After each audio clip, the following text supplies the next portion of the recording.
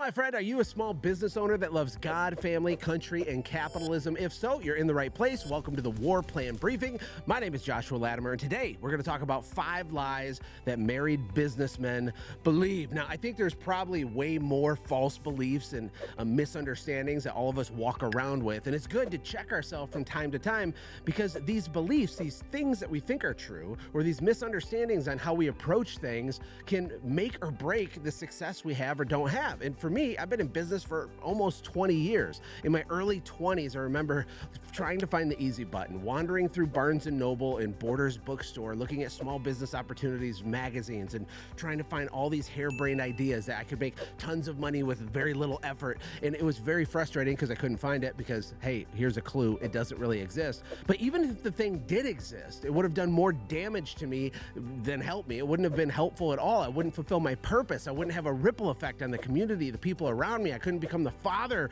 that I wanted to be because, pain and going through hard things is what develops us, which you know that. That's why you're here. But there is 5 things I want you to consider that can help you go faster because you're not going to bang your head against the wall. For me, it was hard for me to take responsibility for myself. And before we get into the 5 things, is this true for you, or do you know someone like this where when things go wrong, there's a couple ways that people deal with it? One of the ways people deal with it is they blame circumstances. They blame external factors. It's my mom's fault. It's my dad's fault. It's my high school guidance counselor's fault. It's Barack Obama's fault. It's Trump's fault. It's somebody's fault. It's an external problem. It couldn't possibly be an internal problem. No, just because it's hard that someone must be oppressing me and keeping me down. Now, that's one way to deal with it. Another way that people deal with it incorrectly is they just feel sorry for themselves. Like, oh, why me? I knew this was going to not work. I knew it was going to fail, right? If you're expecting things to fall apart, they're going to keep falling apart. There's a hint for you. But anyway, for me, I had a blame issue, but mainly I was blaming external things instead of internal things. I needed transformation. I needed to become a different person. I didn't need, Joe Biden to pass a law that made things easy for me. But anyway, here's the first lie that married businessmen believe. They believe that they are entitled to perpetual, blind, enthusiastic support from their family. So you decide you're going to start a business. I'm talking to you if you're a man, okay?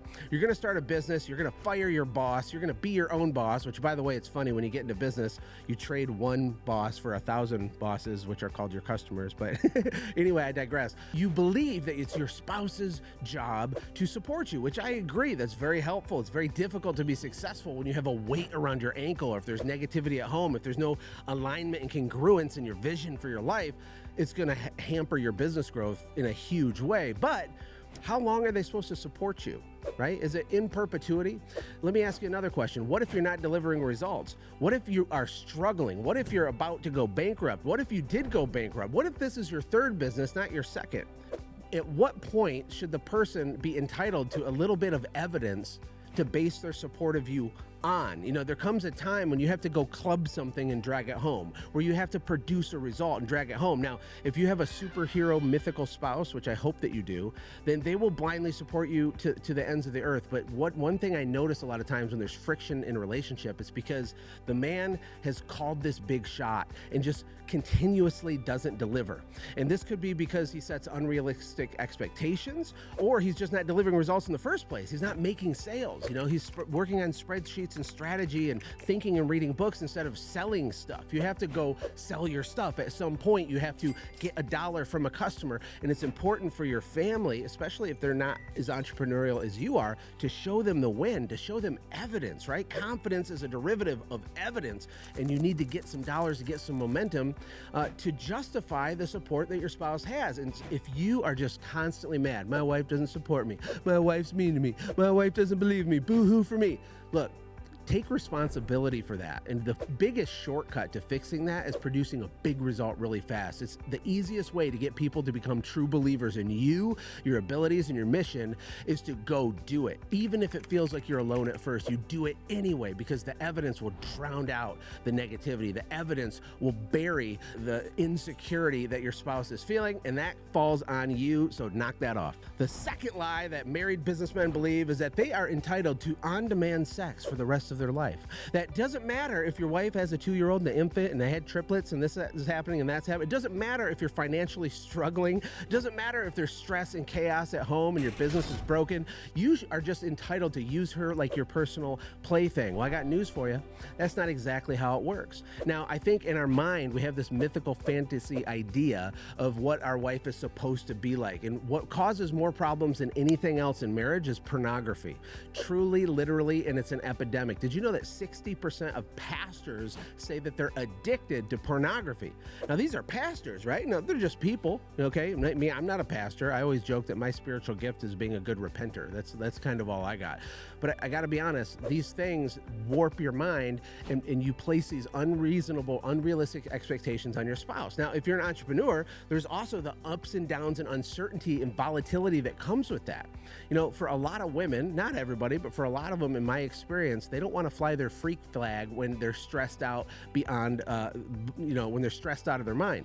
So it's your job not only to produce results in the business, but to create an environment in your home by dating your wife, by having emotional connection that's not always physical with your wife, to pursue your wife just like you used to. Do you remember? Do you remember? Did you get fat? Are you letting yourself go? Are you gross? Are you dating your wife? Are you intellectually sharp? Are you impressive to her? Did you stop trying? And if you're not even trying, why do you think you're entitled to her being your little personal porn star when you're not even delivering the goods as a man? You might not like it. I get it. But that doesn't mean it's not true. The third lie that married businessmen believe is that their job is to make life easy for their kids. You know, there's this book called The Fourth Turning, and maybe actually a better way to explain it is the famous quote, maybe by Margaret Thatcher or something, I don't remember who, but it says that strong men create good times, and good times create weak men, and weak men create bad times, and bad times create strong men, and it loops around, right? I think if you look at society today, we're clearly in the fourth turning, which means these good times are creating weak men, and weak men are in the process right now of creating some bad times, which again will produce strong men again. But here's the thing. It's not your job as a father to be just a good dad. Your job is to be an effective father. And that doesn't mean giving them an easy button for everything in their life. And we live in this helicopter parenting, sanitize your hands, don't get too dirty, be careful, Johnny, don't climb the tree type of world. And a lot of people are so overprotective of their kids that they cripple them from becoming adults. You can see this in cattle and livestock, right? When you don't let animals be wild, they don't produce the right amounts of testosterone, they can't grow up in the wild, they can't defend themselves, and they become weak, they get fat, and they're lazy.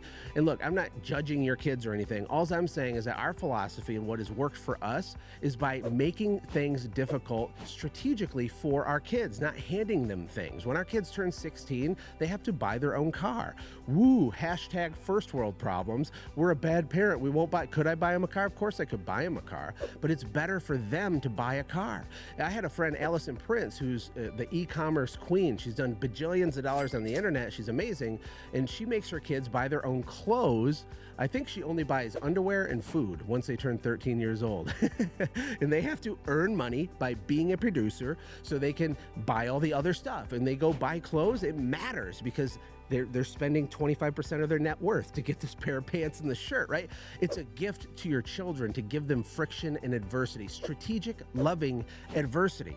Letting them run wild and get addicted to video games and sit there and get out of shape and have no ambition and have no personal responsibility is child abuse, in my opinion. It's literally the worst thing you could ever do, and entrepreneurs do it for a variety of reasons. One of the reasons is because you might have grown up with a really horrible life. And so because of that, you overcorrect and you want to shower everything onto your children and you unintentionally cripple them.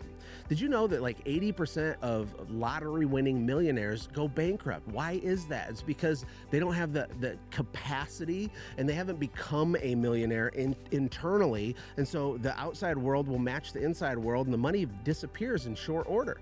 The same thing is going to happen for your kids if they don't have confidence, if they didn't have adversity, if there's no friction at all. The same thing can happen to trees. You know, without wind, trees don't get strong. Their root system doesn't go as deep. And all these metaphors apply to your freaking kids. So while you're building your business and you're having success, yes, you want to bless and shower your kids with gifts and with love. The Bible says it's good to leave an inheritance for your children's children. All of that is true, but don't make it too easy or you're going to wind up with an adult that behaves as a child. The fourth lie that married businessmen believe is that money will fix everything. But it doesn't. It doesn't. It does fix some things, okay? I'm not going to be a crazy man and act like it doesn't matter at all, because it does.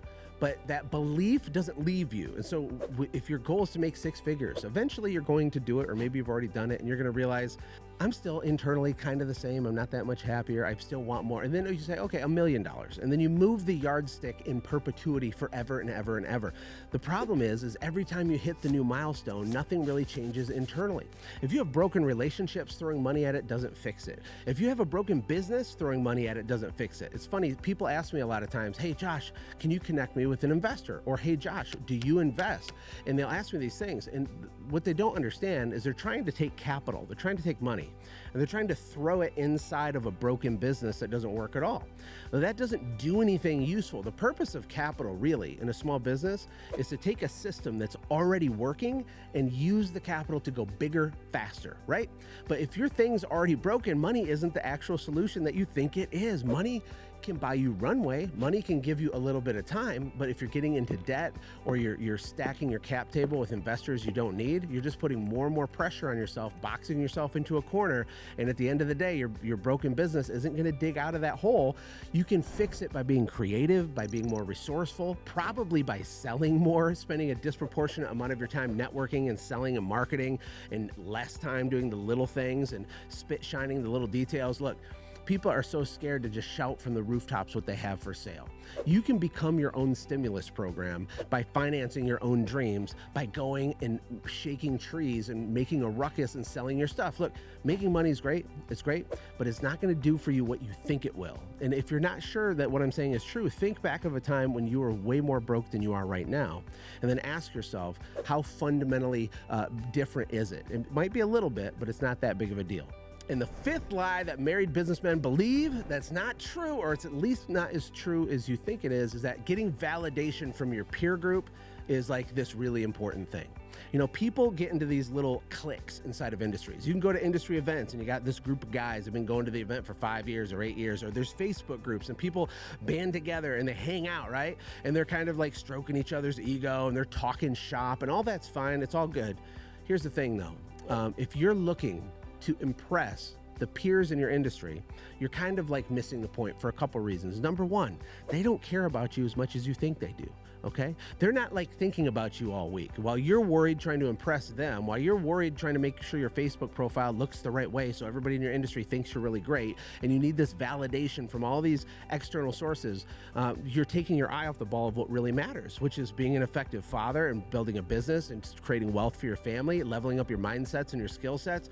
You can have relationships in the industry, but you can see these people at events where they're so obsessed with the status they think that they get inside their tiny little weird industry, getting, you know, patted on the head like good little Billy from all the other, you know, Larrys in their industry. And there's not a lot of value in it, because when it comes down to it, are these people really going to be there for you? If you're in the hospital and you're behind on your bills, are they writing the checks for you? Probably not.